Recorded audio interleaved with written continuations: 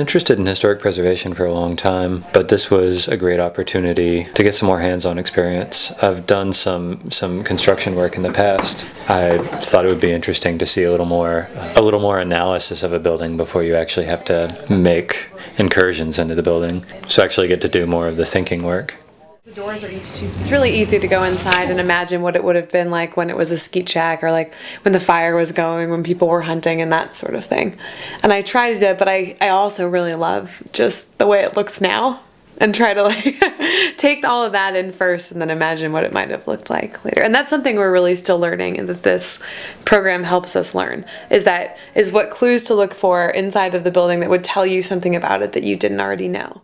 Certainly the hand-drawn drafting, it's great to have more experience in that, but just being able to go to a site and kind of dissect it based on the evidence that you see, that's something that I don't think that you can learn as easily in the classroom. I think that that's something that's kind of a real-world exercise, and you can't get it unless you're experiencing it. It's hard to find where you stop drawing what you see and start drawing what would have been there.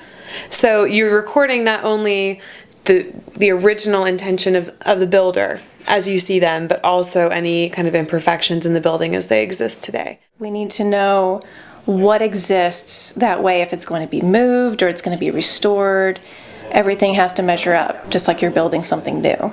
You have to preserve what was.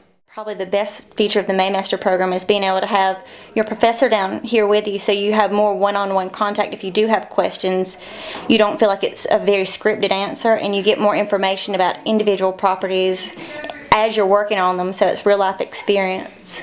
This is really giving us a chance to use what we've learned and put it into action and get our hands dirty and actually take a building that was in real disrepair and start from the beginning and see the process of how it begins to, restore it. We can't really learn to preserve. We can't be historic preservationists without experiencing places firsthand. It's kind of a shame that we don't put the same amount of detail and work that you see in these older buildings into newer buildings today. But hopefully by studying these older structures, we can apply this to new designs.